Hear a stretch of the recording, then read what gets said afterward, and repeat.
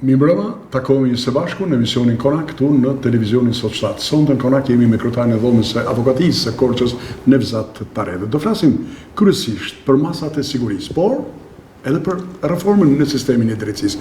Zoti Taredhe, faleminderit që jemi së bashku. Faleminderit ju për ftesë. E thash edhe në krye të herës do flasim sot për masat e sigurisë, edhe për atë sepse duket se edhe vetë akuza nga një ranë kërkon gjykata pranon kërkesën e prokurorisë për masat e arrest në burg, ndërkohë kur ka masat e tjera. Atëherë pyetja ime është, zoti Taredhi, si e vlerësoni praktikën e gjykatave shqiptare në dhënien e masave të sigurisë? A ka një tendencë për të dhënë më shpesh burgim se sa masa alternativ? Më vjen mirë, tema është shumë interesante. Është një temë që në fakt në çështjet tona të avokatisë, por edhe më gjerë, elaborohet prej kohësh, diskutohet prej kohësh, dhe sot fatkeqësisht kemi mbritur një destinacion të parashikuar më parë nga ne, por tërësisht pa dëshiruar, për të cilin kemi bërë prezent që në krye të herës me reformimin e sistemit të drejtësisë. Dhe ngadalë kaluam në një drejtësi represive. Pse e them këtë? Natyrisht, masa e sigurimit personal e arrest në burg është e parashikuar në ligj. Dhe si e tillë pa diskutim që do të zbatohet në gjykatat, por është e kushtëzuar, po kështu në ligj. Ajo që përbën problem në praktikën gjyqësore dhe është praktikë thuajse në të gjitha gjykatat në Republikën e Shqipërisë, të paktën në informacionet, por edhe në rastet që mbrojmë në mënyrë të përditshme, po hasim me një rezultat të tillë, cili për të qenë në rregull me qetësinë e vet, prokurorët dhe gjyqtarët po zgjedhin që mos a lodhin trurin fare për të kërkuar masa të tjera sigurimi të ndryshme nga arresti në burg. Për ta thënë më qartë, më duhet shpjegoj teknikisht dy momente.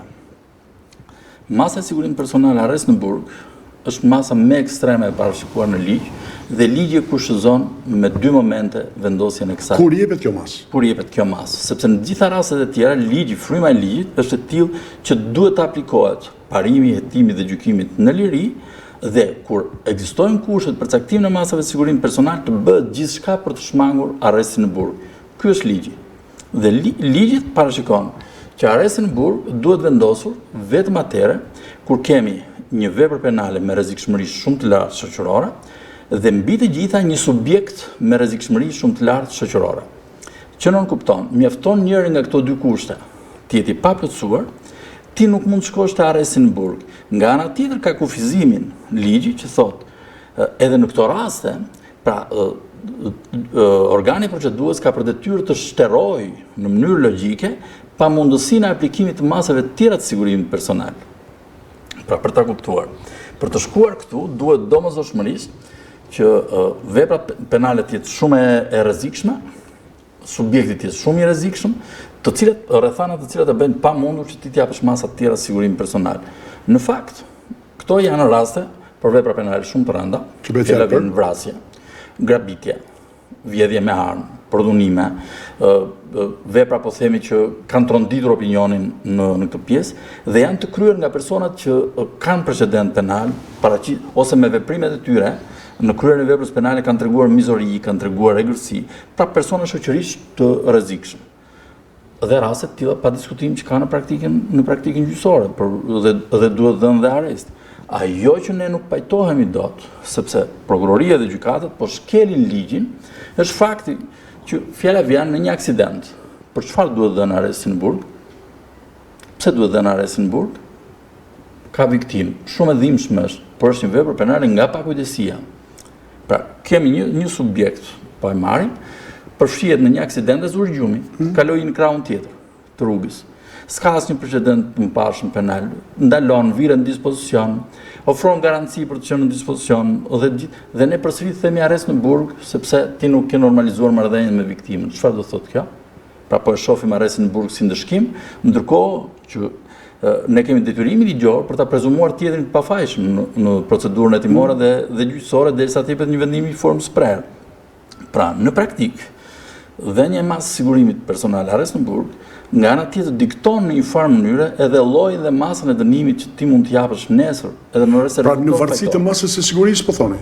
Po, Sepse është shumë e vështirë që ti e ke mbajtur 2 vjet një person në arrest në burg dhe ti mendon që duhet dënuar 1 vit, po themi ti e ke shumë të vështirë t'i japësh 1 vit.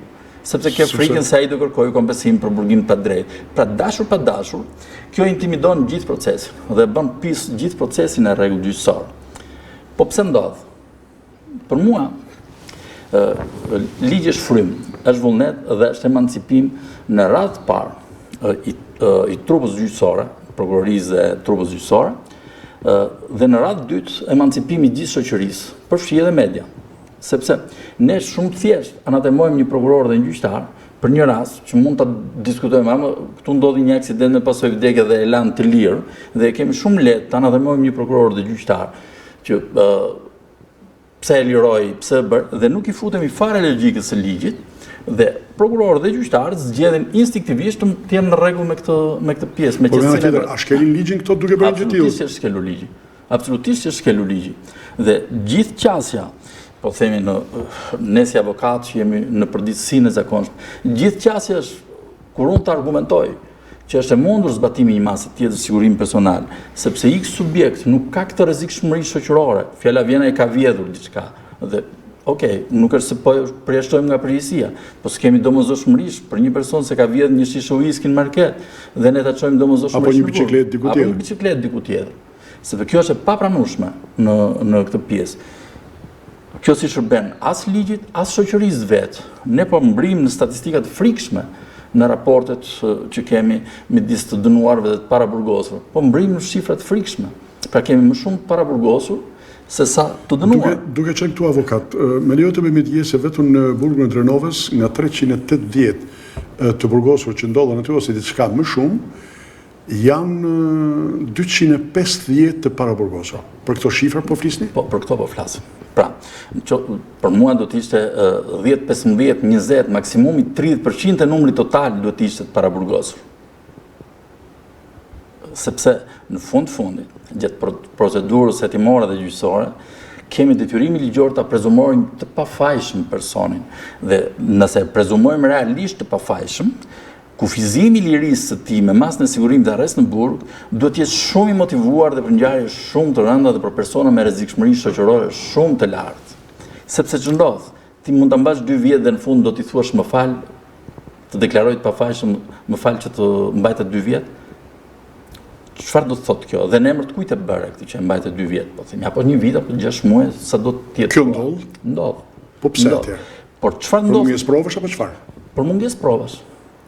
Për mungesë provash, pra ti ke ngritur një dyshim, sepse ne fatkeqësisht masat e sigurimit personal i japim ndaj një të dyshuari për një vepër penale. Por këtu përsëri shkelet ligji, shkelet dhe vendimi unifikues. Mirë, më fal, edhe në komunikatat e policisë kur thuhet se pra i dyshuar për këtë vepër apo një vepër tjetër penale. Në gjykimin tuaj nuk do të jetë i dyshuar apo? Jo, i dyshuar duhet të jetë. Po pra derisa ky është korrekt, është i dyshuar ai. Po. Problemi fillon me trajtimin që ne i bëjmë në kuptimin e masave të sigurimit personal. Pra ne duhet matemi mirë për të kufizuar lirinë personale e një personi. Sepse ti e ke dyshuar, po sikur dyshimi jot mos rezultojë. Mund ta kemi të dyshuar edhe për vrasje. Mund ta kemi të dyshuar edhe për vepra tjera të rënda penale. Prandaj në fillim të fjalës time, po. Pra, është e kushëzuar lloji i mas sigurimit personal arrest në burg, ligjërisht është i kushëzuar me ekzistencën e 2 kushteve, të cilat pamundsojnë zbatimin e masave të tjera të sigurimit personal. Dhe këto 2 kushte janë rrezikshmëria e lartë e veprës, rrezikshmëria e lartë e autorit. Pra duhet të jenë të dyja bashkë, jo njëra ose tjetra. Ku kjo e dyta prevalon edhe më shumë se sa rrezikshmëria e veprës. Se vepra mund të jetë e rëndë, por rrezikshmëria e personit nuk është e tillë dhe gjendja e provave mund të jenë minimale. Pra mund të jenë mbi indicje. Në këtë pikë duhet matesh sepse ti po kufizon lirinë personale të subjektit. Pra subjekti sa i rrezikshëm shoqërisht është. Po unë nuk po marr përsipër të them që pse duhet zbatuar arrestin në burg, nuk duhet zbatuar arrestin në burg për një vrasje. Po ne po flasim për praktikën sepse rastet e vrasjes po them nuk janë kaq masive. Me qartë. Ne në ato raste vetë jemi koshient që ndaj personit që rëndon një dyshim arsyeshëm normalisht do të shoqërohet me kufizim të lirisë. Çështja është, fjala vjen për dhënien ndihmë për kalim palishëm të kufirit. Po, që ka pasur arrestime të shumta gjatë viteve të fundit. Sa të duash. Unë nuk arritu ta kuptoj pse duhet të shkojmë në arrest në burg. Sipas jush? Ka masa të tjera. ka masa të tjera, ka garanci pasurore. Personi le 10.000 euro garanci pasurore për të qenë në dispozicion. Pse duhet të kufizohet me heqjet lirisë? Dhe këto janë papranueshme ligjërisht. Fjala vjen, aksidente që thash, vjedhjet, ka vepra penale të falsifikimit, po themi. Ose vepra penale aq më pak, drejtim mjeti në mënyrë të parregullt, po themi. Dikush kapet pa patent ose nën efektet e alkoolit në gjendje të dehur. Pse duhet domosdoshmërisht të provoj burgun ai person? Kur ndaj tij mund të aplikohen dënime alternative, logjikshëm. Pra, kjo është ajo që ne sot nuk po bëjmë dot një diferencim, dhe po ta shikoni në ato statistika që ju thatë që vinë nga JVP Drenov, do të gjeni raste pafund të personave që janë për këto vepra penale që unë them, dhe një ndjem, shkelje të rregullat qarkullimit rrugor, vjedhje, që në vlerësimin tim nuk e meritojnë të hetohen dhe gjykohen në masë në sigurim personal arrest në burg. Sepse cila është diferencimi që ne mund t'i bëjmë? Pra ne po barazojmë një person që vret dhe që ka precedent penal me një person që mund të përfshihet edhe me një aksident në mënyrë të pavullnetshme, në mënyrë pa dashje. Pra, këtu duhet jemi shumë të kujdesshëm në këtë. Fatkeqësisht kemi mbritur në pikën kur askush nuk mban përgjegjësi për mos zbatim të këtij ligji, sepse ka dhe një qasje tjetër. Ka një vendim unifikues të gjykatës së lartë, i cili thotë, as më pak dhe as më shumë, për të shkuar te arresti në burg, gjendja e provave që formojnë dyshimin e arsyeshëm duhet të jetë afër provueshmërisë së fajësisë, që do thotë, nëse ligji na mundson caktimin e masave të sigurimit personal edhe me një dyshim relativisht të vogël, edhe mbi indicje që formojnë një dyshim të arsyeshëm, te arresti në burg duhet kemi prova për të shkuar aty. Sepse është një prezumohet që duhet jetë një shkallë e lartë provueshmërie në këtë moment, jo në nivelin e fajësisë, por afër provueshmërisë së fajësisë. Gjë që nuk e gjen në vendimet gjyqësore, në praktikën e zakonshme të artikulohet dhe të mbahet realisht në konsiderat, jo se nuk e njohin. E njohin vendimin, njohin dhe ligjin, qasja është e gabuar. Qasja është e gabuar sepse se gjithë shoqëria për një periudhë gjatë ndoshta vendosi dhe gjithë sistemin gjyqësor në një trysni. E anatemoi shumë dhe tani sistemi gjyqësor. Këtu ke parasysh opinionin publik, ke parasysh mediat, faktorët e ndryshëm politik, vetingu, ndërhyrjet e ekzekutivit mbi gjyqësorin, ne kemi pas periudha në gjatë kësaj kohe, jo aktuale të freskët, periudha kur në sallë orinte një punonjës policie, i cili mbante shënim çfarë mase kërkoi prokurori dhe çfarë mase dha gjykata. Dhe të nesërmen publikoheshe në gazetë prokurori dhe gjyqtari duke u lançuar dhe anatemuar. Pra, ky ishte një formë ndërhyrjes brutale të vetë shtetit në raport me në këto kushte atëherë mirë prokurorët dhe gjyqtarët ndoqën kursin tjetër. Që s'është normale dhe s'duhet të jetë. De facto kështu ka ndodhur. Pra, ndryshe nuk mund të shpjegohen ato statistika që ju citoni. Nuk mund të shpjegohen. Ne për një periudhë gjatë, duke qenë fenomen masiv, hyrja lëvizja e migrantëve, ne patëm këtu në rajonin e Korçës, duke qenë rajon kufitar. Është vërtet kjo. Patëm një numër të lartë të personave të arrestuar. Thuajse të gjithë procedoheshin me masë sigurimi arrest në burg, në mënyrë tërësisht të papranueshme. Dhe cili ishte roli i këtyre personave? Po merrnin 2 refugjat, 5 refugjat nga Korça për t'i çuar në Tiranë. Ndërkohë që kufiri shtetror ishte prekur po nga vetë emigrantët që kishin hyrë në mënyrë të paligjshme, të cilët liheshin të lirë ose trajtoheshin në raport me. Pra, emigrant bie fjala që kishin ardhur nga Kapshtica, po them, deri në Korçë, aty kanë rënë në kontakt me një drejtues mjetit, i ka marrë për të çuar në Tiranë. Për të çuar në Tiranë kundrejt fitimit. Është kapur nga policia dhe ai arrestohet. Dhe riskon vite burgim në këtë pjesë. Dhe kjo është për mua e papranueshme. Kjo ka sjell kosto të mëdha për shtetin, ka sjell dhe për mua kosto më e madhe që vjen nga burgimi, është kosto e vrasjes së frikës të qytetarët. Pra, në ç'kuptim? Ja pse. Një njeri, burgu historikisht është perceptuar si fatkeqësi shumë e madhe për njeriu. Pra çdo njeri kur nuk ka dashur ta shijojë burgun, pra ka menduar si gjë të frikshme, si një gjë të dënueshme shoqërisht në këtë pjesë. Por në moment që ai e provon, kjo frikë vritet. Së pari. Që do thotë në vonë? Pra efekti parandalues që dëgjoj se ka dhe burg, këtu ka rënë. Pra këtu ka rënë, sepse burgu bë masiv në Shqipëri në këtë periudhë. Pra, sa në mënyrë ironike në qashe, ke bërë burg, më jo s'ke bërë burg, ja pa lërë si e burë, s'ke bërë burg. Pra, në qoftë se ne e çojmë muhabetin në këtë pjesë, ne kemi vrarë ndërgjegjen shoqërore dhe kemi bërë do të thoja një shpartallim të trurit njerëzor në këtë pjesë. Përveç kostove financiare që janë shumë të egra. Përveç kostove financiare, mund të artikuloj diçka shumë të thjeshtë. Për llogaritet prafërsisht diku te 700-800 lekë në muaj, kostoja e një paraburgosuri. Le ta marrim një paraburgosur që ndron një vit në burg. Me këtë kosto do të shkojë diku te 18 milion lekë vjetra. Më pak se 10 milion lekë vjetra, po them. Po 250 që janë në burgun e Drenovës? Po. Shumëzime, ta bëj shumëzimin pas. Pra, unë do thoya diçka tjetër. Tani, shteti harxhon për këtë person 10 milion lekë për ta mbajtur aty. Në vit. Nga ana tjetër, këtë person po e detyron që ato në atë ambient të shpalos cilësitë më agresive që ka brenda vetes dhe më të pamoralshme që ka brenda vetes, sepse janë instikta. Aty është mjedisi. Aty i tillë është mjedisi. A nuk do të ishte më mirë që unë të lija 5 milion lekë vjetra garanci pasurore në këmbim dhe nesër ky person të dënohej me gjob 5 milion lekë. Dhe shteti t'i arktonte ato 5 milion lekë gjob. Pra nga njëra anë kishte kursyer 10, kishte fituar dhe 5, shkonin 15 dhe nuk kishte dëmtuar njeriu psikologjikisht. I kishte dhënë mundësi atij njeriu për të përballur me një ambient të tillë. Që të qenë në këtë ose në dënimet e tjera alternative. Fjala vjen punë interes publik pa shpërblim. Pra, ka forma të aplikimit të dënimit alternativ sa të duash për të shmangur dënimin me burgim. Pra, në këtë pjesë një kontribut të madh në minimizimin e rasteve zbatimit të dënimeve alternative ka dhënë qasja e sistemit të drejtësisë në mënyrë agresive në raport me masën e sigurimit të burg. Po. Në shkuptimi kishit këtë?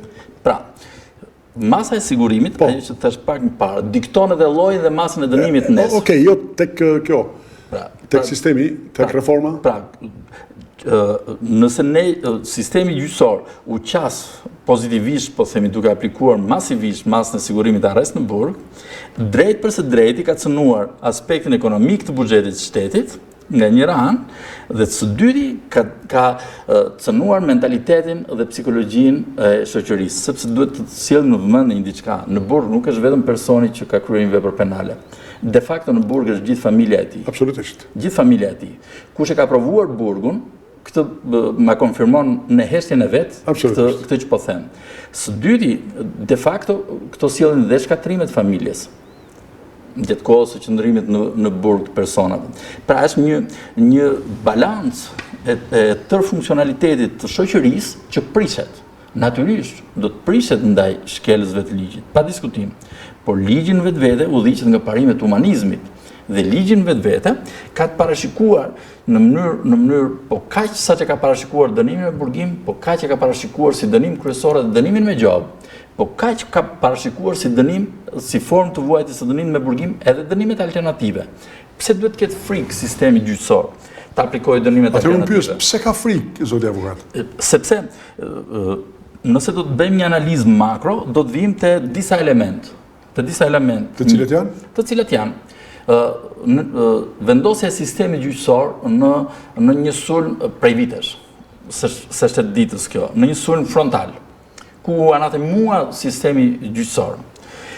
Reagimi që bën shoqëria, që bën media, që bën qytetarë në rastet e një pafajësie ose të një masë e sigurimit të ndryshme nga arresti në burg. Të gjithë fillojnë dhe komentojnë pse u lirua, si u lirua. Tash më fal. E gjithë kjo vjen, këtë e kam edhe për veten time, për shkak edhe të profesorin që kam. Kjo vjen për shkak se ne e njohim pak. Unë them shoqëria e njeh pak. Shoqëria e njeh pak dhe çuditërisht ka një qasje shoqërore që ne duket sikur kënaqemi kur arrestohet njëri, ka një lloj epshi shoqëror. Sikur kur arrestohet dikush, ne të gjithë kënaqemi, duhet të shkojnë në burg, ose themi që X ka bërë këtë vepër penale, të shkojnë në burg. Pra ne e pranuam si mentalitet tani burg. Pra e kemi të vështirë për të pranuar masat e tjera alternative? Se duam atje pikërisht për këtë arsye? E kemi të vështirë në këtë pjesë. Së dyti, paragjykojmë vendimet e gjykatave kur shkojnë të dënimet alternative. I paragjykojmë.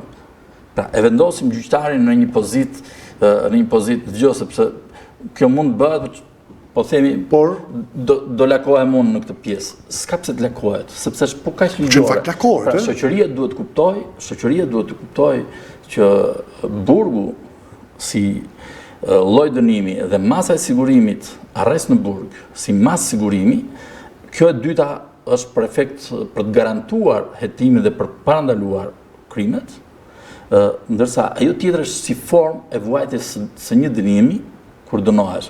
Po forma e vuajtjes së dënimit është dhe ajo që thash unë, dhe gjoba dhe dënimet alternative.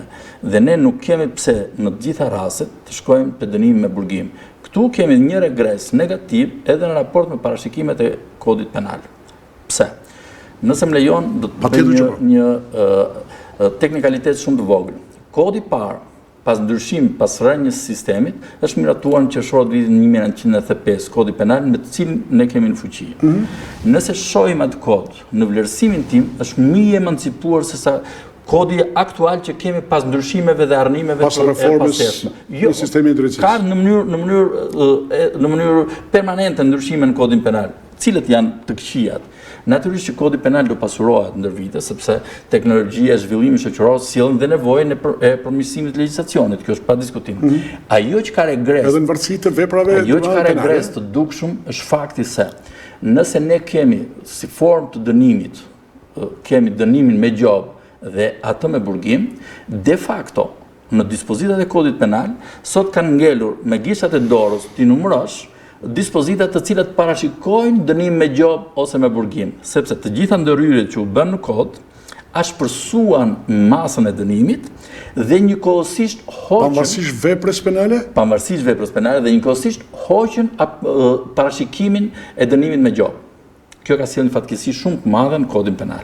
Pra, sot ne mund të bësh aplikim të dënimit me gjobë edhe për një dispozitë e cila parashikon vetëm dënim me burgim, por do duhet të aplikosh dënim, duhet të futesh në parimet bazë, pra do të futesh te ajo 53 që është zvendësimi, e cila prodhon një lloj kosto për gjyqtarin për të arsyetuar dhe e fut ligjin te xhepat.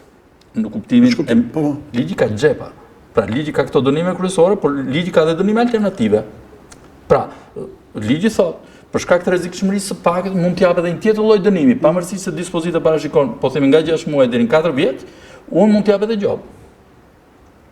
Pra ja le gjyqtarit këtë në dorë, por do futesh, do shkosh te 53-shi, po themi që është një dispozitë në kodin penal. Pra këto i quajmë xhepa në ligj.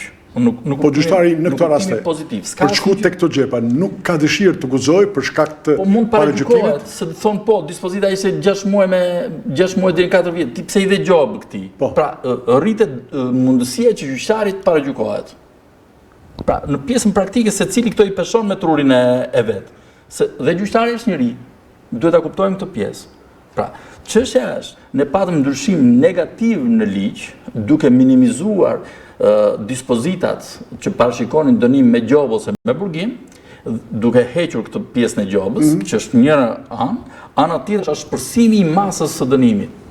Në vlerësimin tim, në përvojën time, shpërsimi i masës së dënimit dhe i llojit të dënimit, apo dhe i masave të sigurimit, kur nuk sjell ulje të kriminalitetit. Përkundrazi bën efekt tjetër. Bën efekt negativ. Ulja e kriminalitetit është proces edukues i gjithë shoqërisë. Proces emancipues i gjithë shoqërisë. Ka të bëjë me rritjen e standardit kulturor, arsimor dhe ekonomik të shoqërisë. Fjala vjen, ne sot kemi njerëz që procedohen e thjesht se njëri para ca ditësh e kisha si rast, njerëz në nevojë maksimalisht, ka vjedh një tapet bari në stadiumi, nga ato që ishin hequr dhe ishin lënë në njan, e ka marrë e ka pastruar për ta shtruar te para shtëpisë vet. Dhe është arrestuar personi nga policia. Pra, së pari masa sigurisë ka qenë arresti në flagrancë është vendosur nga policia. Gjykata i dha detyrim paraqitjes dhe kështu kërkoi dhe prokuroria. Dhe më vjen thjesht që mori një tapet bari, pra, një cop tapeti bari, e cila është hequr nga fusha. Por mund përdoret ndoshta një fushë tjetër, të një niveli tjetër, në përfshatra, në për gjitha bashkia mund t'i përdorë. Pra ai ka marrë një pjesë nga ajo, e ka pastruar për ta shtruar te obori i kasolles vet, sepse në kasolle janë në këtë mes. Dhe aty arrestohen 2 persona për këtë pjesë. Pra ata procedojnë për këtë pjesë. Tani, kostot e procedimit nuk justifikojnë atë që është vjedhur. Nuk justifikojnë, pra ne kemi probleme dhe të artikulimit të ligjit. Tani, sa mund të rrezikoj ky Nga 6 muaj deri në 4 vjet. Nga 6 muaj deri në 4 vjet. Nga 6 muaj deri në 4 vjet. Ky është dënimi që i pret ata 2 persona.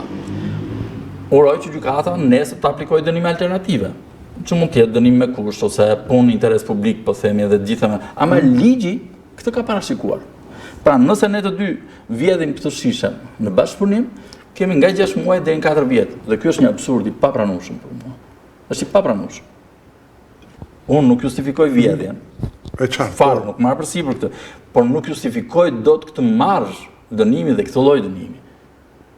Ose nëse unë të vjedh të stilolapsin tani, dhe ti më denoncon dhe provohet që ka marrë unë atë stilolaps te vullnetit tënd, unë duhet dënohem me gjobë ose me burgim deri në 3 vjet. Dhe kjo është përsëri e papranueshme. Sepse ne kemi defekte dhe në ligj, që se referojmë as në vlerë, as në gjë, e marrim në mënyrë shablone, ashtu siç kemi parashikime të tilla dhe në fushën e narkotikëve, po themi, pa bërë diferencim në lloj, të sasisë, të rrezikshmërisë së vetë lëndës narkotike. Një lloj e kemi në prodhim dhe shitja e narkotikëve. Si njëri që mban 5 gram kanabis, edhe ai që mban 2000 kg kokainë. Një dispozit e kemi. Që do thot 15 e kemi këtë rast. Si ky me një sasi minimale kanabis dhe tjetër që ka një sasi maksimale? Ky nuk mund të quhet ligj logjik. Këtu ka nevojë ndryrje emergjente, por ajo që ne kemi nevojë emergjente duhet shikohet gjithë shtrati i zbatimit ligjit.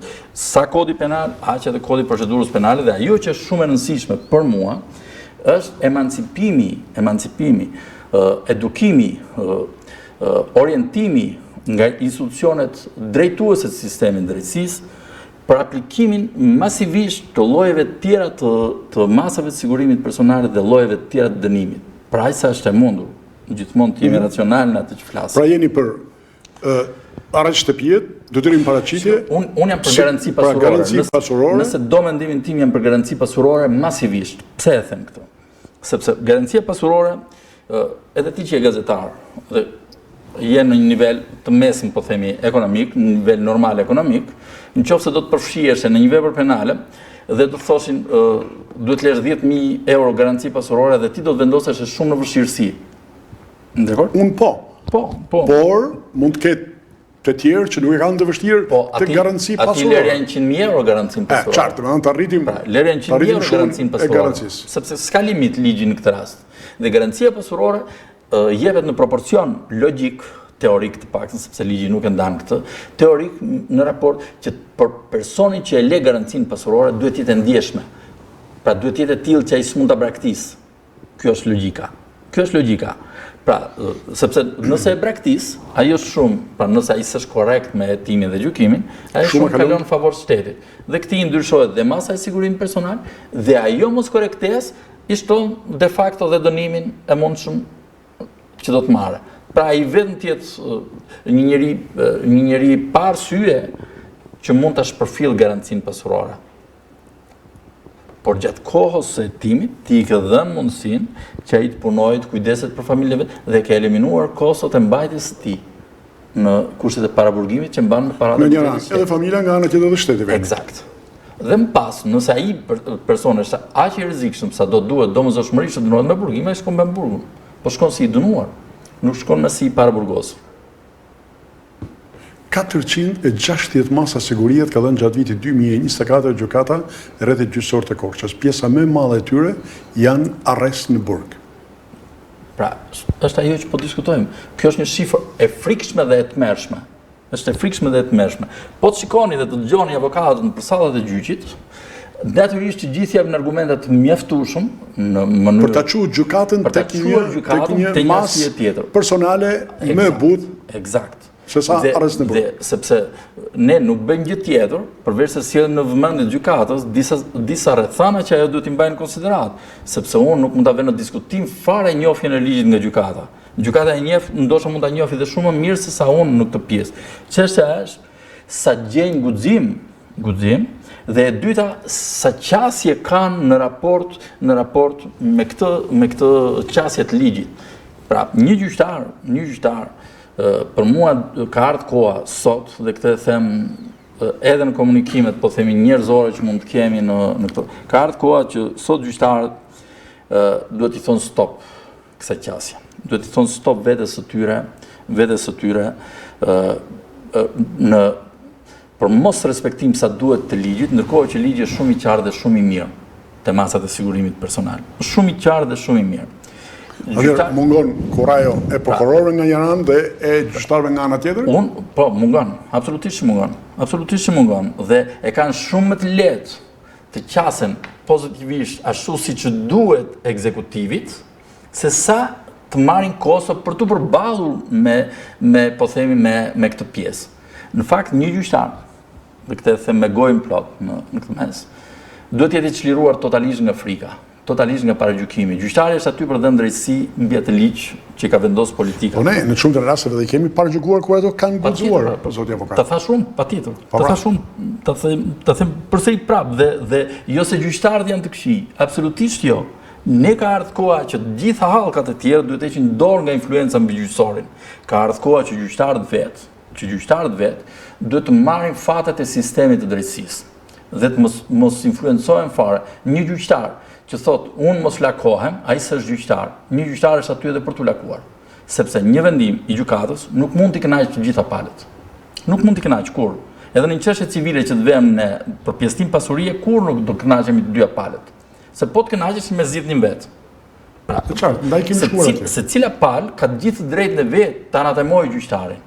Gjyqtari kur duhet jetë pas sy dhe pa vesh ndaj këtij lloji anatemimi. Dhe gjyqtari duhet veprojë me bindjen e vet, me atë bindje dhe atë formim që ka marrë, dhe duhet të peshojë rëndësinë e faktit dhe rrezikshmërinë shoqërore të subjektit.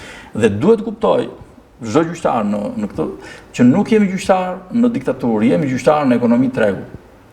Që do të thotë, as më pak dhe as më shumë, gjykata duhet duhet ketë në qendër të vëmendjes gjithë zhvillimin ekonomik shoqëror, stadin në cilin ecën shoqëria. Pse e them këtë pjesë? Sepse indirekt, me vendimet e veta, një gjyqtar ndikon sa në imazhin e shoqërisë, sa në imazhin e shtetit, sa në klimën e mirë në atë komunitet ku ai vepron, aq edhe në klimën e keqe nëse ai do të dojë. Fjala vjen. Me vendimet e veta, gjyqtarët tonë, ai kanë demotivuar sot pjesën dërmuese të rinjve, të cilët kanë ngel pa punë. Unë nuk justifikoj veprat penale që të ndahemi në këtë analizë, por që ka marrë 2 refugjat dhe i ka çuar dhe ka bërë 5-6 vite burg personi, apo 2 të rinj që kanë shkëmbyer nga një cigare ashash me njëri tjetrin dhe kanë bërë nga 5-6 vite, 7 vite, 8 vite burg në këtë pjesë. Ma thoni do të pak të gjithë këta të rinj që dalin aty jashtë, dhe fjala vjen në Greqi, fjala vjen në Francë, fjala vjen në Itali, si penalizon askush për këto vepra penale. Pse do duhet të ri ai në Shqipëri? Pse do duhet të ri? Dikush që e pi ashashin në këtë mes. Nuk e justifikoj fare, jam totalisht kundër në këtë pjesë. Por jam realist. Te kjo masa e dënimit që është e madhe. Po, jam realist. Askund në botë nuk penalizohen dhe nuk arrestohen përdoruesit e lëndës narkotike. Edhe ne nuk i arrestojmë, po çfarë bëjmë ne për t'i arrestuar? Themi po, Nevzati i dha Toninit, Tonini i dha Nevzatit. Dhe këtu jemi në dhenjë e marrjene. Pra ne të dy pim hashash, ta supozojmë një situatë. Sot ti ke blerë 2 doza dhe po ma jep mua 1 dozë ti. Në këtë rast ti ke konsumuar veprën penale dhe duhet burgosesh. Me standardin që kemi ne. A është e pranueshme? Në vlerësimin tim jo. A është ligjore është sepse parashikon ligji. Pa diskutim. Por ligji Por sipas jush në këtë rast si duhet vepruar? Ligji ka xhepat e vet. Në këtë rast, edhe atë që se ke në dorë ti si gjyqtar të ndryshosh ligjin, ke në dorë të zbatosh ligjin me korrektezë dhe me frymën. Që do të thotë i dhe 5 vite burg mund ta urdhërosh pezullim në ekzekutimit të dënimit me burgim për atë person. Dhe të shmangët burgimin. Avokat, ndalojmë për pak, sepse nga regjia më bën më shenjë që duhet kalojmë në një hapësirë reklame. Pra kalojmë në një reklam dhe rikthehemi përsëri në studio. Sonden Konak jemi me kryetarin e dhomës së avokatisë së Korçës, avokat Nevzat Tarelli. Reklam dhe rikthehemi përsëri në studio. Ta dish ti me sa merak krijohet një produkt fiks. Një përzierje erëzash që të le pa mend. Prandaj çdo shije është kaq unike. Kombinime që në asnjë vend tjetër nuk i gjen. si që moti, salcice dhije, pule, krendvice të mosur, goja lëng. Këto janë disa nga recetat e sallameve dhe proshutave Fix, krijuar me dashuri e kujdes. Fix si për veten time.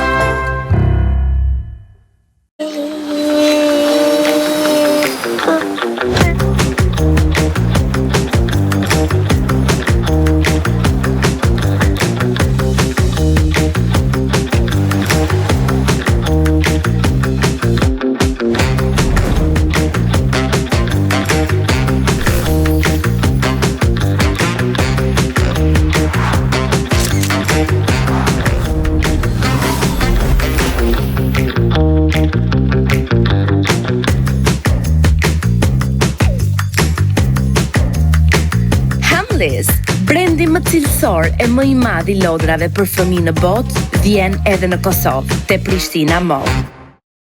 Në qendër të Tiranës, Emerald Mall and Residence sjell për ju brendet më cilësore në një destinacion të vetëm. Hamleys, dyqani më i vjetër i lodrave në botë. Spar, Comodita Home, GoTech, Rosman & Lala, Gamma Home Decor, Cowboy Candy Store, Euro 1.3, Shio Krem, dhe risia jon më e re, mbi 100 dyqane me shumicë dhe pakicë për të përmbushur të gjitha nevojat tuaja në katin -1 të qendrës. Emerald, where shopping is fun. Adresa Rruga 5 Maj, Tiranë.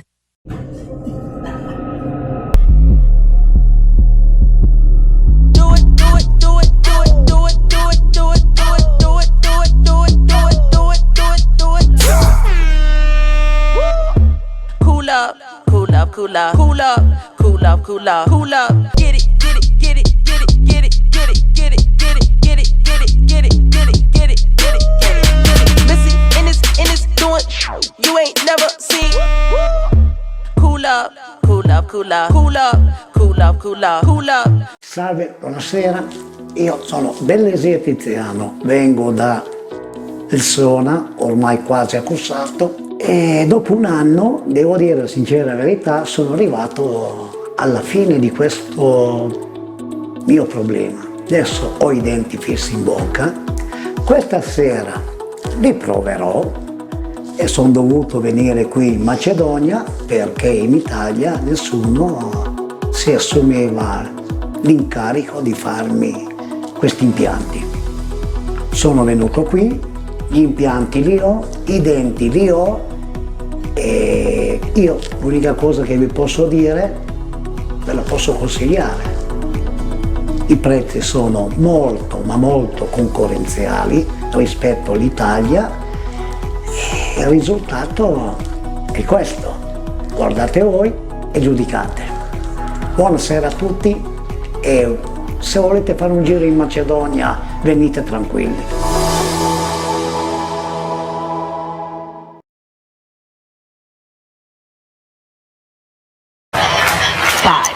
4, 3, 2, 1. Ajo e përballonte çdo stuhi me buzëqeshje, me energjinë më pozitive. Pra nëse je nga Afrika, si je bardh, më interesante. Hej, unë ditë fuz ju dorë në gojë, don ta shosh? Gjoksi im më tregon çdo herë që vjen stuhia. Sepse disa stuhi me zi i pret. Hej, përshëndetje.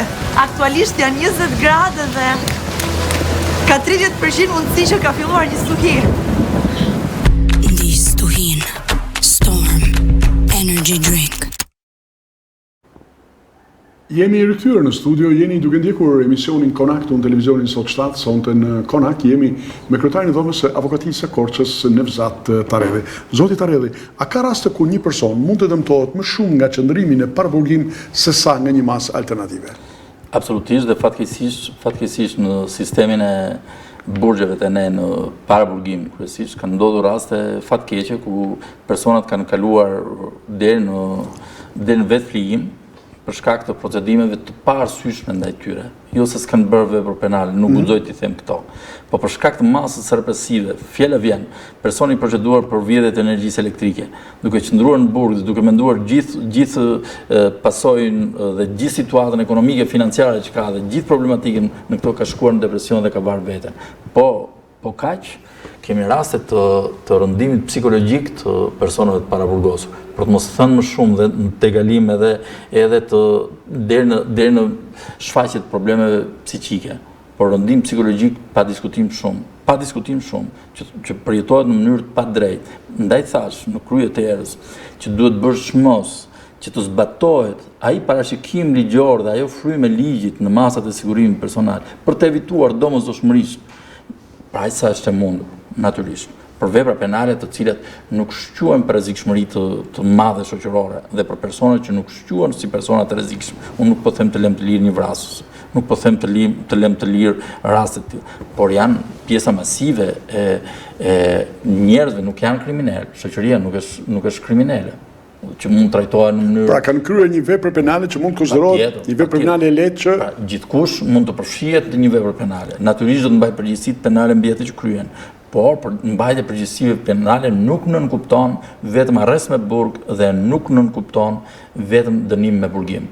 Pra, këtë duhet të kuptoj qartë shoqëria shqiptare, mbi të gjitha organet ligjzbatuese dhe sistemi gjyqësor që kanë dorë të flasim me vendime. Është shumë lehtë ta lesh njërin në burg për të thënë që po shumë vështirë për të rikuperuar pasojat e atij vendimi.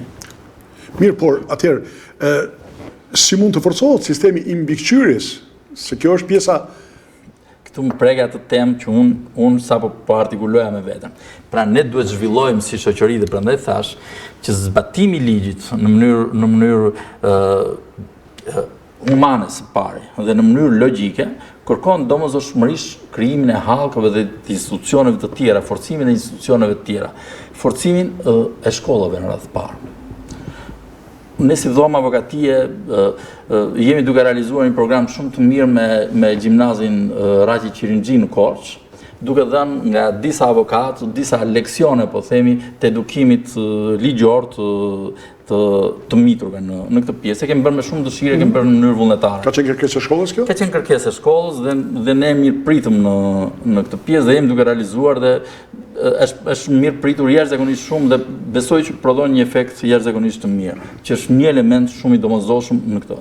Një element i domosdoshëm tjetër është forcimi i hallkave të tjera të zbatimit të ligjit, siç janë zyrat vendore të shërbimit provës, siç janë dhe krijimi, ndoshta ka ardhur koha, krijimi i kompanive të tilla që të kenë akses në raport me gjykatat dhe me zyrat vendore të shërbimit provës për të mëshuar aplikimit të rasteve të punës në interes publik, pa shpërblim. Do të jetë një punë, një dobi për komunitetin dhe do të jetë një efekt shumë pra ato janë vendimet që japin gjykatat. Në zbatim të vendimeve të gjykatave. Pa diskutim kjo pjesë. Nga ana tjetër, duhet të rrisim aplikimet e asaj që konsiderohet gjysmëlirie, po themi. Ne i kemi të parashikuar në kod, fatkeqësisht i kemi lënë dispozita të vdekura. Si të kuptoj këtë? Atëra, një person i ka mbetur 1 vit burg për të vuajtur. Pse nuk duhet ta lirojmë atë person që gjatë ditës të shkojë të punoj për ekonominë e tij familjare dhe ndërkohë integrohet në shoqëri dhe në darkë, në orën 5 mbasdite apo 7 në darkë të kthehet në JVP. Pra nuk do shkojë në ambientin e shtëpisë, por do kthehet edhe një tek vendi i vujtjes së dënimit. Ama do të shkojë gjatë ditës, të punojë, siguron të ardhur për familjen e tij, të ardhur për familjen e vet dhe njëkohësisht kjo periudhë shërben edhe si trampolinë e riintegrimit real të tij në shoqëri. Pra, këto i kemi të parashikuara në ligj. Unë sot po e dëgjoj për herë parë gjë. Në momentet që ne ja themi këto gjykatave, bëhet sikur s'dëgjohet ose rrëzohet kërkesa. Jo, janë kërkesa dhe këto duhet bëhen masive, nuk është nder të ma bësh mua këtë pjesë, unë s'ta njoh për nder këtë pjesë. Pra, kjo është ligjore. Pra, ti duhet gjesh kurajon të zbatosh si gjyqtar. Ti s'duhet kesh frikë të zbatosh. S'duhet kesh frikë. Mjafton të plotsojnë dhe te pjesa e kushteve ka nevojë për mirësimi i kushteve në ligj. Pra, për personat që duhet ta fitojnë këtë pjesë. Natyrisht duke specifikuar kufizimet e gjitha. Pra ose te pjesa e aplikimit të lirisë me kusht për personat, ne kemi bërë një regres edhe në këtë pjesë. Diku në fillimet e veta kodi penal parashikonte gjysmën e dënimit. Pra një person dënoheshe 5 vjet, në moment që bënte gjysmën e dënimit 2 vjet e gjysmë, kishte të drejtë të liroheshe me kusht. Ndërsa Me ndryshimet që i bëjmë ligjit me kusht edhe njerë, që ta bëjmë pak më të kuptueshme edhe për të rishkuesit. Pra, unë po të liroj po të liroj me kusht, ke edhe 2 vjet e gjysmë. Ke detyrimin të mbash kontakte me shërbimin e provës. Po në qoftë se ti krye një vepër tjetër penale. Ke detyrimin të mos kryesh vepër penale të tjera dhe disa detyrime shtesë që mund t'i vendosë gjykata. Në qoftë se personi që është liruar me kusht ka kryer një vepër tjetër penale, revokohet kushti, krahas dënimit që do të marrë për veprën e re, do të bëjë edhe këtë burg. Pra, është një mbajtje në një monitorim ligjor të personit, i cili detyrohet të rritë shkallën e kujdesit dhe sjelljes së tij në raport me shoqërinë. Pra, është një formë shumë e mirë e edukimit dhe parandalimit të krimit. Kemi frikë të zbatojmë. Çfarë ndodh? Pyetja ime është se vazhdimisht pse realisht pas kanë kaq frikë për ta bërë gjë të tillë. Unë për veten nuk gjej arsye përveç vetë frikimit të trupës gjyqësore. Shiko, avokat. Ndoshta duket kështu kjo. Jo, atim pse. Më fal edhe sepse po të ndërpres.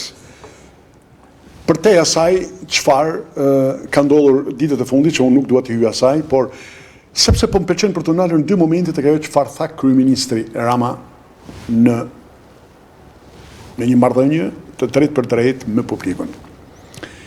Pra, mes të tjerave ka bërë me dije se në qoftë se në vendet e Bashkimit Evropian kemi 24% të rasteve që shkojnë me masën burg pa afat, po themi, arrest në burg, dhe në Shqipëri 64% në mos qofsha i gabuar.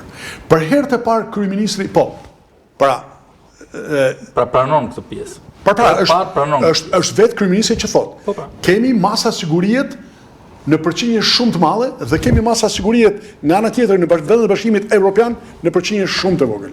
Ajo që duhet të them unë i nderuar është fakti që kjo që thot kryeministri sot. Po pse sot? Jo, kjo që thot sot. Unë si avokat.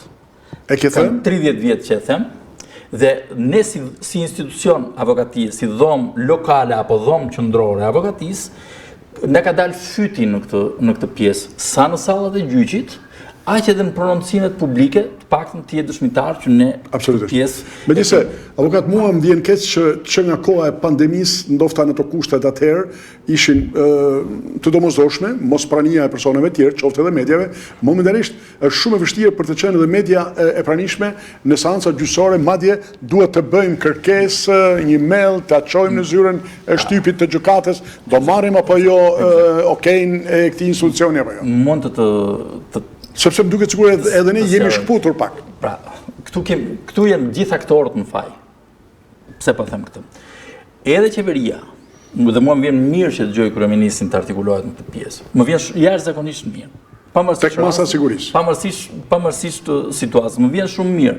Por ama, më mirë të dëgjohet vonë se sa mos dëgjohet kurrë zërion. Ajo që ne kemi thënë në mënyrë permanente dhe në çdo studio televizive ku avokatët kanë qenë të pranishëm, është pikërisht kjo. Qore, ku po shkojmë, ku po vëmë me këtë lloj qasje, sepse mbritëm në një produkt, sa nuk na ka ngelur njeri që të quhet i padënuar sot. Pra, nëse sot bën një konkurim për një vend pune dhe kërkon si vin atij personi që mos jetë i dënuar, do ta kesh shumë vështirë që ta gjesh të padënuar. Do ta kesh shumë vështirë sepse nuk e gjen. Pra ne kemi mbritur në këtë pikë. Dhe pse? Atëherë, pa hyrë shkaqeve, të cilat për mua janë tërësisht të njohura, që janë shkaqe sa të ndërhyrjes së ekzekutivit, sa të përcjelljes së frymës mbi trupën gjyqësore, sa të orientimit ose mos orientimit. Se kuptova këtë. Po ja të them unë, ta kuptoj. Ndaj po duhet. Një gjyqtar vjen nga shkolla e magjistraturës. Nëse një gjyqtar në shkollën e magjistraturës indoktrinohet që ti del gjyqtar i dalluar dhe bën karrierë në momentin që je ndëshkues shumë i madh, ai atë do të bëj. Dakor? Sepse promovimi i gjyqtarëve te ne është bërë kush ndeshkon më shumë. Kush jep masa sigurimi arrest në burg më shumë, kush jep dënime më të egra. Edhe nga ne gazetarët? Kush jep dënime më të egra. Këtë kemi bëroritur deri sot. Në fakt, duhet jetë kundërta. Duhet promovohet ai gjyqtar, sepse drejtësia është humane në thelb dhe është njerëzore. Nuk është drejtësi kompjuterike, ja japim kompjuterit nëse duam drejtësi kompjuterike.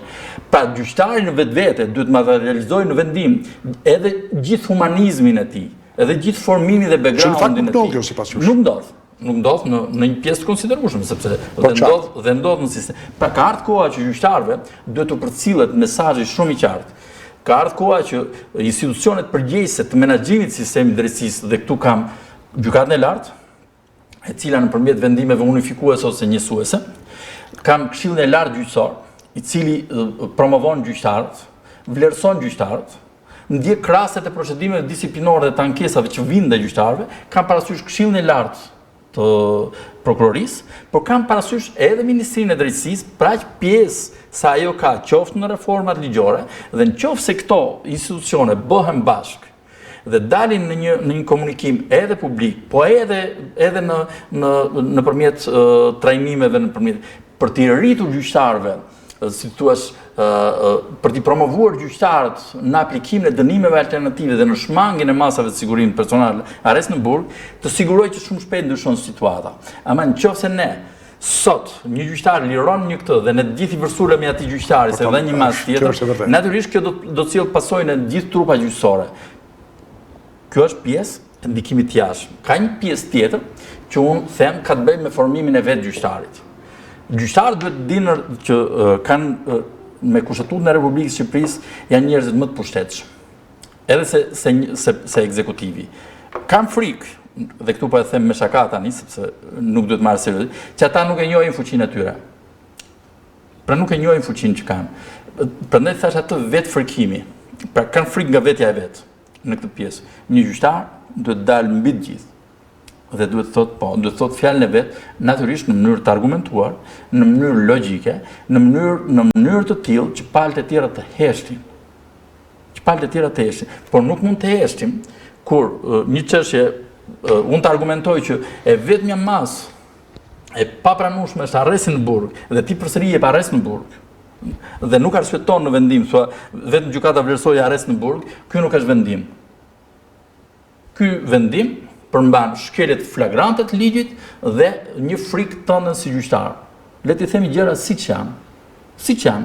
Një gjyqtar nuk duhet të ketë frikë nga vendimi që merr. Kur do ta ketë?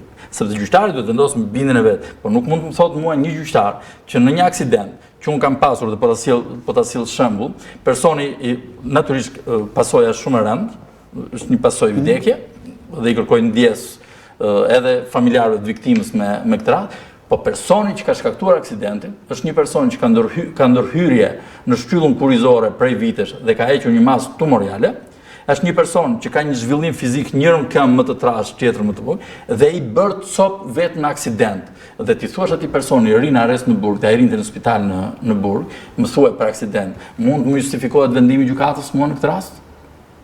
Nuk e justifikoj dot unë të paktën. Po gjyqtari pse shkon në një përfundim të tillë me këtë masë? Sepse në subkonsciencën e vet shikon që marrëdhëniet e tij me familjarët ose trashëgimtarët e viktimës tjetër nuk janë normalizuara. Pra, çfarë? S'janë të normalizuara. Pra, janë parashikuara këto? Jo, pra, okay, ajo është një rrethan që mbahet në konsiderat nga gjykata, por ama nuk është kusht procedimi. Viktima mund mos të më fal kur mua. Pse unë do të vuaj, pra, sepse kështu i bie të ligjërosh vetgjyqësinë pastaj. Pra një gjyqtar duhet niset kur nga kjo, po themi të aksident. S'janë të normalizuar, pra ti gjykon veprimin, shkeljen që ka bërë ai person. Ti nuk gjykon faktin që sa i se ka në dorë të normalizojë marrëdhënien me viktimën. Se ka në dorë, edhe ka në dorë familjarët e viktimës. Po kjo nuk duhet të ndikojë në masën e dënimit apo në masën e sigurisë që mund të japë. Në masën e dënimit mund ndikojë. Në masën e dënimit mund ndikojë, sepse po në masën e sigurisë jo. Po në masën e sigurimit pse duhet ndikojë? Sepse masa e sigurimit jepet për të garantuar nevojat e sigurimit. Pra ky person është në shtrat, është në spital. Atë këtij personi ti po i ve prangat ndërkohë që ai ka duart e thyera dhe s'kan kurin prangat, në kuptimin figurativ. Atëherë për çfarë jepet kjo masë sigurimi? Avokat, atë vit tek një tjetër gjë, çfarë tha kryeministri Rama atje. Ka fol para to, çfarë ju thatë në kryet herës. Pra, një i paraburgosur ka këtë kosto ekonomike, pra që i shkakton shtetin. Por nuk tha që është kosto edhe për familjen. Tani po flasim për gjërat e tilla? Shiko, ju thatë ne kemi 30 vite që flasim. Po, patjetër se kemi folë dhe shiko, unë jam dëshmitari i gjallë i shumë historive, po themi në shumë proceseve në këtë pjesë. Një person, një familje normale, që merr diku te 40-50.000 lekë të reja në muaj, po themi. Pagën minimale që ka. Dhe që të shkoj 4 herë që gëzon të drejtë takimit në muaj te i paraburgosuri, do t'i duhet që të paktën minimalisht të çojë 100.000 lekë ushqime të vjetra aty. Edhe një 50-60.000 lekë taksi që të vej, edhe ndonjë robë dhe të gjitha, dhe nëse të bëjmë ne këtë kosto, kjo kosto kjo ardhur e gjithë vetëm në familje kushton kaq. Nuk del për të mbuluar shpenzimet e një paraburgosuri. Shpenzimet e paraburgosuri. Sepse ne, pavarësisht se ç'mund të themi dhe pa diskutim që ka përmirësim sistemi burgjeve edhe në trajtimin e në gjitha, ne të gjithë duhet bindemi dhe ta themi të vërtetë në sy, ashtu siç është, që askush prej tyre nuk jeton vetëm me ushqimin e burgut. Askush prej tyre nuk jeton vetëm me ushqimin e burgut. Askush prej tyre nuk ngrohet me kushtet e burgut. Askush prej tyre nuk viset nga burgu. Viset nga shtëpia.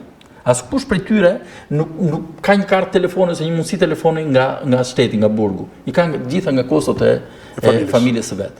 Tani, ndoshta kështu është dhe në shumë vende të botës, por të paktën shumë vende të botës kanë të zgjidhur një standard tjetër të lartë ekonomik, ku nuk detyrohet familja të çojë ushqime, sepse ka siguruar shteti atje. Nëse sot këtu de facto edhe ne ja kemi siguruar këtu ushqim. Pa jo normë ushqimi që pa mjaftueshme. E pa diskutim që është e pa mjaftueshme, sepse ndryshe shkoj një ditë të zakonshme para derës së burgut në Drenov, do të shikosh familjarët me çanta për të çuar ushqimet. Pse? Ata mund të shkojnë si vizitor me duar në xhep. Ja sigurojmë dot ne këtë? Jo. Kujt ja kemi lënë këtë kosto? A e kemi lënë familjeve të tyre? Ç'kusur ka familja për gabimin që ka bërë, po themi djali i saj 30 vjeç. Pra ti si shtete ke izoluar, siguroja të gjitha nëse ke kapacitetet e nevojshme. Mundesh? Avokat, çfarë është dhoma e Këshillimit? Gjyqtari është tërhequr në dhomën e Këshillimit për të marrë vendim. Dhoma e Këshillimit është një proces vendimarrje i gjyqtarit që bëhet pa praninë e palëve. Por merret mbi aktet. Nëse e ke fjalën për vendimarrjet për masa sigurimi të marra në dhomën e Këshillimit, Fiks. Kjo është një procedurë e tillë. Prokurori i çështjes, që ka siguruar një volum të dhenash, një volum informacionesh, provash, të cilat në bindjen e vet kanë krijuar ekzistencën e dyshimit të arsyeshëm se X subjekt ka konsumuar X vepër penale, atëherë prokurori vlerëson në bindjen e tij se ky person duhet arrestuar. Pra, unë kam prova të tilla. Këtë nuk e bën me urë ndalimi, sepse nuk ekzistojnë kushtet e ndalimit, nuk ka gjendje flagrance, sepse është një krim që po hetohet prej kohësh. Atëherë procedura i mundëson që mund t'i drejtohet gjykatës me kërkesë për caktimin e masës sigurimit personal. Këto kërkesa janë sekret dhe i dorëzohen vetëm gjyqtarit të gatshëm. Gjyqtari i gatshëm merr këto materiale që ka sjellë prokurori dhe kërkesën dhe të rriqet në dhomë këshillimi. Dhomë këshillimi është zyra e tij në këtë pjesë dhe analizon këtë kërkesë prokurorit në raport me këto prova dhe del me vendim. Nëse ka caktuar arrest në burg, ia komunikon prokurorit vendimin, i cili bën urdhën e ekzekutimit dhe shkon ekzekutohet arresti në burg. Procedura parashikon që brenda një afati 3 ditor nga momenti i zbatimit. Do t'i bëhet me dije dhe? Nga momenti i zbatimit të masës, gjyqtari që ka dhënë masën planifikon seancë normale ku merr pjesë dhe subjekti i arrestuar dhe avokati i tij në mënyrë të domosdoshme dhe kur s'ka avokati caktohet kryesisht dhe me pjesëmarrjen e prokurorit. Kjo seancë prodhon de facto një anomali. Pra kjo është mirë për prokurorin, sepse prokurori paraprakisht me këtë vendim që ka dhënë gjyqtari në dhomën e Këshillimit, e ka bindur gjyqtarin mbi kërkesën e vet. Pra e ka bindur gjyqtari, ka pranuar dyshimin e arsyeshëm, ka pranuar dhe ekzistencën e kushteve për caktimin e kësaj mase sigurimi. Dhe kjo seancë në themel ka quhet seanca për verifikimin e kushteve të zbatimit të masës dhe marrjen në pyetje të personit të arrestuar. Në këtë rast bëhet verifikimi i identiteteve, i kushteve në të cilat është zbatuar masa e sigurimit dhe verifikohen edhe një herë, natyrisht me oponencën tani dhe të mbrojtjes, ekzistenca ose jo e kushteve të caktimit dhe zbatimit të masës sigurimit dhe nevoja dhe sigurim personal. Gjykata ka në dorë në këtë rast, në raport me qasjen që bën mbrojtja, apo dhe me provat që mund të sjellë, ka në dorë ta revokojë vendimin, ka në dorë edhe ta ndryshojë atë në raport me llojin e masës sigurimit. Praktika gjyqësore është bërë e hidhur, sepse ti e ke thuajse të pamundur si mbrojtje që të bësh debat mbi ekzistencën e dyshimit të arsyeshëm, që është një prej kushteve për të caktuar masa e sigurimit, sepse gjyqtari e ka pranuar me vendim. Pra, ti përpiqesh të mbushësh mendjen gjyqtarit sot që nuk ekzistojnë kushtet kur ai e ka pranuar që ekzistojnë kushtet në vendim. Pra këtu ka një lloj paradoksi në këtë pjesë. Personalisht do të isha në një qasje tjetër. Është ligjore kjo formë, është ligjore, pa diskutim, është parashikuar në ligj. Personalisht do të isha në një qasje tjetër, që dhe nëse do të kishte gjatë fazës së hetimit paraprak një kërkesë të tillë të prokurorit, kjo seancë mund të realizohej me pjesëmarrjen e subjektit, duke e thritur subjektin dhe mbrojtjen e tij dhe të bëhej ky debat pa marrë një vendim në dhomë këshillimi. Sepse më pas debati, si thua, është cunguar aspekti mbrojtjes me këtë rast. Arrestime pa akt akuz. Shiko, është një term që po spekulohet pak në media.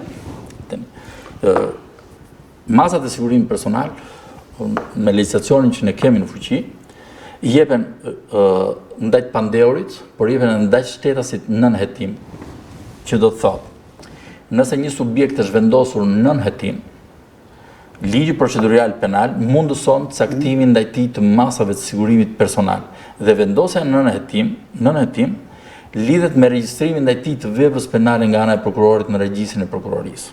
Pra ty edhe mund mos ta ketë komunikuar që je nën hetim për këtë vepër penale, por ai të ka regjistruar aty si person nën hetim. Pra ti zyrtarisht je person nën hetim. Edhe pa dijenin tënde. Edhe pa dijenin tënde. Pra, edhe pa dijenin tënde ti je person nën hetim. Këtu hap diskutim sa respektohen të drejtat e pandeurit. Pse? Unë duhet ta di dhe ti informohem në kohë edhe për faktin që po procedohem. Procedura tonë e ka lënë erët këtë pjesë. Pra i ka lënë këtë mjet procedurial prokurorit që mund vazhdojë edhe në këtë pjesë. Por prokurori mund kërkojë arrestimin pa ditur ti, edhe duke qenë se ty të ka pyetur si person në hetim. Pra edhe duke qenë se ti je i njohur me hetimin që zhvillohet ndaj teje. Ai përsëri e ka këtë drejtë procedurale, pra nuk ka ndalim që ti kërkojë gjykatës saktimin në një masë sigurimi personal në mungesën tënde. Sepse vlerëson që po të thotë ty, për shembull, të informoj që unë do kërkoj këtë masë sigurimi, ti mund largohesh. Prandaj është parashikuar në ligjin. Ha diskutim në kuptimin e procesit të rregull gjyqësor. Personalisht jam për raste sporadike të aplikimit të kësaj forme të arrestit. Unë përkas formimit që hetimi dhe gjykimi duhet të jetë legal. Ne nuk kemi pse të kemi frikë nga njohja e mbrojtjes apo dhe vetë subjektit me provat që vinë. Bile kemi detyrim procedurial. Detyrim procedurial që në moment që ti e vendosur në hetim një person dhe i thua që unë do të jetoj për këtë vepër penale, ke detyrimin ta njohësh atë me faktin dhe me provat që ti zotëron. Pavarësisht se në praktikën e zakonshme kjo pjesë është përfillet nga po themi nga pjesa e oficerëve të policisë gjyqësore dhe të gjithë mëra. Por e ke detyrim ligjor që të njihet subjekti përpara se të fillojë të jap shpjegim me fakte dhe me prova. Vazhdojnë mbledhjen e provave, hetimin pa vënë dieni sipas jush subjektin? Po, mund vazhdohet. Mund vazhdohet. Pra, ligjërisht është në rregull. Por në moment kur ti e vendos në hetim zyrtar që i komunikon dhe thua do pyetesh si person në hetim ose si pandeur, ke detyrimin ligjor ti si organ procedues t'ia vesh në dispozicion gjithë provat dhe faktet mbi të cilat ti po e heton për këtë vepër penale. Atëherë, se jemi duke shkuar në fund të emisionit Konak, kam edhe dy pyetje. Pyetja radhës është ajo çfarë ka të bëjë me këto vendimet e zbardhura të arsyetueshme, çfarë me në gjuhën tuaj juridike, si po shkojnë? Kam parë para pak ditësh një lajm nga Shkodra ku thot pas 2 vjetësh e ka marrë një vendim të tillë në dorë. Fatkeqësisht kjo është. Kemi raste të tilla në Korçë? Fatkeqësisht kjo është e vërtetë. Është shumë e vërtetë. Ka një lloj përmirësimi periudhën e fundit, por përsëri nuk është në nivelin e duhur.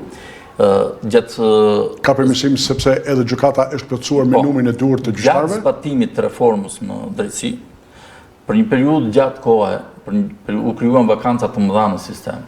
Pra arriti një periudhë kohe kur gjykata e Korçës arriti në 7 gjyqtar, që ishte pa mundur objektivisht. Me 16 që ka normën apo me shumë? Po, me kam shumë se 16. Pra arriti në 7 gjyqtar. Kjo pamundson de facto arsyetimin në kohë. Ligji është shumë i qartë, po të them te pjesa penale, te masat e sigurimit personal.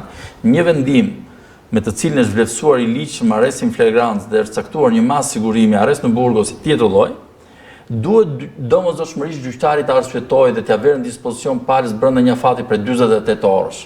Sepse ligji parashikon një afat 5 ditor për ankimim. Për ankimim në gjykatën. Pse e ka parashikuar këtë afat 5 ditor? Tani praktika dhe e ka shkelur këtë afat. Pse e ka parashikuar 5 ditor? në mënyrë sepse është hequr liria e personit, është cënuar liria e personit. Ai të ketë mundësinë që ta ankimojë më njëherë dhe gjykata së apelit i ka vendosur detyrimin për ta shqyrtuar brenda 10 ditëve nga momenti që i vën aktet. Pra, që të llogarit një periudhë 2-3 javore maksimalisht që të realizuar procesin apel, se ti mund ta kesh mbajtur kot në burg tjetër.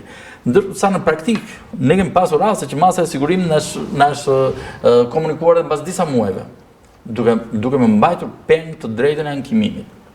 Akoma dhe më rëndësh me arsyetimin e vendimeve të themelit që i quajmë ne. Vendimet e themelit duhet të arsyetohen brenda një afati të arsyeshëm jo më të gjatë se 30 ditë. Jo më të gjatë se 30 ditë. Pse është lënë kjo? Sepse dhe për çdo shkallë gjykimi ka afate gjykimi për personat e paraburgosur nga njëra anë dhe nga ana tjetër ti ke disponuar me dënimin e atij personi. Pra ai gjuzon të drejtën e gjykimit të shpejtë dhe ligji ka vendosur këto korniza. Por reforma në drejtësi për shkak të vakancave, ndoshta edhe për shkak të mungesës së llogarisë nga institucioni i përkatës që është KLG-ja për gjyqtarët, kjo pjesë ka prodhuar de facto vendime të zgjatura në kohë, shpeshherë kanë kaluar edhe 2 vite, që është e papranueshme dhe e pa justifikueshme. Fatkeqësisht këto ekzistojnë. Si thash, ka një lloj përmirësimi në këtë pjesë. Urojmë që të përmirësohet më shumë. Avokat, përse keni quajtur të dështuar kur bëhet fjalë se pra po kthehemi tek ajo që kemi nisur tek masa e sigurisë, një masë ose më saktë, një masë sigurie është edhe mbikëqyrja elektronike. Ka dështuar, jeni shprehur edhe dje në edicionin e lajmeve të televizionit sot shtatë. Ti besoj se nuk njeh ndonjë rast tani prej vitesh që të zbatohet. Jo, ndofta u dëmtuan pajisjet, nuk u bën ma për mua tentativa për blerje të pajisjeve të tilla elektronike për çfarë? Një formë e monitorimit të masës sigurimit kryesisht të arrestit në shtëpi. Një formë e monitorimit. Pra nuk ishte masë në vetvete. Pra, por ishte formë e monitorimit që mos kishin policë në dera, bie fjala. Që mos kishe policë në dera, mos të vinte polici ty të verifikojë je apo si je në shtëpi, gjë që po ndodh zakonshëm në këtë pjesë, por ajo ishte një pajisje elektronike, e cila s'u zbatua thuajse kurrë në Shqipëri. U bë një projekt, u bë një tender, u morën të pajisjes, se që u bë me to s'u morë vesh fare nga ikin ku shkuan, por në fakt nuk u zbatuan në këtë pjesë, por që mos ta bëjmë atë zhurmën e madhe në këtë pjesë, ajo ishte një pajisje elektronike, e cila i jepte sallës, monitoruesit, policisë ose shërbimit provës, mundësinë e aksesit që në çdo kohë evidentonte. Pra të kontrollonte ku ndollej. Tip GPS-i. Kaq ishte. Kjo nuk është e vështirë për t'u bërë. Janë pajisje që s'kan ndonjë kosto shumë të madhe, por nuk cedojnë masat e sigurimit te kjo. Sepse masat e sigurimit s'ka ndryshuar kodi, ato ishin dhe arrestin në shtëpi. Kjo ishte formë e monitorimit. Ishte më lehtë për policinë, ishte më lehtë për prokurorinë, ishte më lehtë për gjykatën. Sepse të kishte të monitoruar që nga zyra në s'kishte nevojë të dërgonte policin te shtëpia. Ja apo si. Kaq ishte pesha e asaj. Por ajo dështoja ishte një projekt i dështuar që në nisje, nuk u morë seriozisht, nuk gjeti aplikim, nuk u aplikua, dhe nuk kam informacion se ç'bëhet me ato pajisje që u blen, ekzistojnë ose ekzistojnë me, nuk kam këtë informacion. Ama prej vitesh nuk është zbatuar fare. Kjo është vërtet. Kjo është fakt. Avokat, falenderoj që ishim së bashku në kontakt. Ishte shumë Faleminderit ju dhe kënaqësia ishte ime. Faleminderit pafund. Këtu pra kemi përfunduar edhe për sonte emisionin Konak në televizionin sot shtatë. Sonte në Konak ishim me kryetarin e dhomës së avokatisë së Korçës, Nevzat Taredhi. Kemi folur kryesisht për masat e sigurisë. 64% në Shqipëri, pra janë vendimet e gjykatave për masë siguriet arrest në burg, pa afat. 24% thot kryeministri Rama në vendet e Bashkimit Evropian. 380 të burgosur janë në burgun e Drenovës. 250 për tyre janë me masën e sigurisë me arrest në burg. 460 vendime janë dhënë gjatë vitit 2024 në gjykata e rrethit gjyqësor të Korçës. Pjesa më e madhe e tyre arrest në burg. Nga unë Tonin Froku, natën e mirë.